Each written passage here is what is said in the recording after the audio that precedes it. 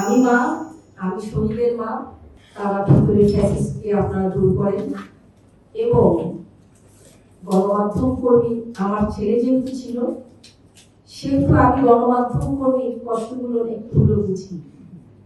তাদের অনেক সাপোর্ট দরকার, যারা মাঠ লেভেলে কাজ করে, তৃণমূল পর্যায়ে কাজ করে। আপনারা যারা হাউজে আছেন, আপনারা যারা তাদের পিতা মাতা, তারা কিন্তু তাদের সংসার, তাদের জীবন উন্নয়নের জন্যই কিন্তু তারা মাঠ পর্যায়ে জীবনের বাজি রেখে কাজ করে।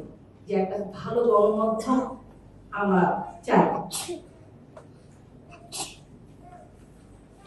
যেহেতু আমার ছেলে 19 জুলাই সায়েন্স ল্যাবে মোড়ে নিহত হয়েছেন বিকেল 5টায়, আমার ছেলে সিনেমাটোগ্রাফি এবং ফটোগ্রাফি নিয়ে সে পড়াশোনা করেছে। তার পাশাপাশি সে সাংবাদিকতা খুব ভালো লিখত, তার বলিষ্ঠ লেখন ছিল। আমার ছেলে মাত্র 28 বছর বয়সে ভীষণ জ্ঞানের অধিকারী, জ্ঞান রাখত। আমার ছেলের কাছে অনেকেই আসতো তার কাছে কিছু জানার জন্য।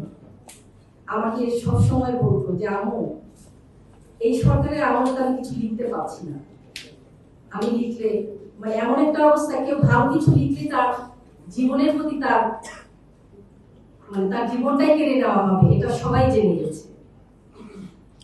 কিন্তু আমার সন্তান আমাকে শেষের দিকে সে অনলাইন পত্রিকা তার রিপোর্টে চাকরি করতো, অনেক জায়গায় সে কাজ করতো। সে 1 মাস আগে সে কাজটা ছেড়ে দিয়ে আমার কাছে আসে। আমি বললাম, বাবা তুমি চাকরিটা ছাড়লে কেন? সে তার একটা বাচ্চা 4 বছরের। আমি বললাম, এখন যে অবস্থা, তোমার তো কিছু করতে হবে। মেয়ে স্কুলে ভর্তি হয়েছে। অনেক চুপচাপ ছিল, অনেক কথা বলার পরে আমাকে বললো যে মা, আমি আসলে এখানে কাজ করবো না। কেন? আমি অন্য কিছু ডকুমেন্টারি, অন্য কিছু নিয়ে কাজ করবো। কারণ এখানে আমাকে একটা খারাপ মানুষকে আমাকে ভালো বলা লাগে, আমাকে তার ইন্টারভিউ নিয়ে আমাকে তাকে তার সম্পর্কে আমাকে ভালো বলতে হয়। এটা আসলে আমার পক্ষে সম্ভব না। আমার সন্তান যেহেতু স্কুলে পড়ছে, আসলে আমি এই মিথ্যা নিউজ, মিথ্যা কথা বলে আমি আমার সন্তানটাকে বড় করতে চাই না। তারপরে ওর ঢাকা আসা, 10 তারিখে ঢাকা চলে আসলো। 15 তারিখে দেখছি ও যখন ঢাকা বিশ্ববিদ্যালয়ে ব্যারিকেড ভাঙলো, তখন আমার ছেলের সামনে ফোন দিয়ে বললাম, বাবা সাবধানে থাকো, তোমার মেয়ে কথা চিন্তা করে আমি সাবধানে আছি। যেদিন ও মারা যায়, মারা যাওয়ার ঠিক 1 ঘন্টা আগে প্রাণকে ফোন দিয়ে বললো যে বাবা টাকা লাগবে, আজকে কিন্তু গণহত্যা হবে, তুমি সাবধানে থাকো। ওই মুহূর্তে আমাদের রংপুর প্রচন্ড উত্তাল। আমিও মা হয়ে মাঠে নিয়ে গেছি বাচ্চাদেরকে রক্ষা করার জন্য। তখন তার আগে থেকে আমি নামছিলাম যে আমরা মারা না নামলে এই সন্তানদেরকে আমরা বাঁচাতে পারবো না। যেহেতু আমি বিভিন্ন সংগঠনের সঙ্গে জড়িত, এই কারণে আমার মধ্যে সাহসটা বেশি। যখন আমি রাস্তায় নেমে গেলাম, তখনই খবর আসলো আমার ছেলে গুলিতে শেষ হয়ে গেছে। আসলে সেদিন আমি জানি না আমি কেমন মা, আমার কাছে মনে হয় আমি ভালো মা। কারণ আমি শোনার পরে মনে হলো যে ওই সময় আমার ছেলের কথা মনে হচ্ছিল না, আবু সাইদ এবং অন্যান্য যারা মারা গেছে এইভাবে মারছি, এত নির্মম, একদিনে ফুলে উড়ে গেছে। আমি ওদের মুখ বিরিয়ানি, আমি তাদেরকে আমি মনে করছি, তাদের জন্য আমি কষ্ট পাচ্ছি, আমি দৌড়াদৌড়ি করছি। আমার সন্তানের জন্য তখন আমি কাঁদি।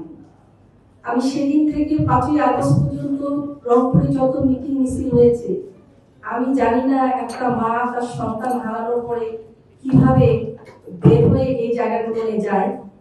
আমি জানি না আমার এটা কেমন হয়ে হলো।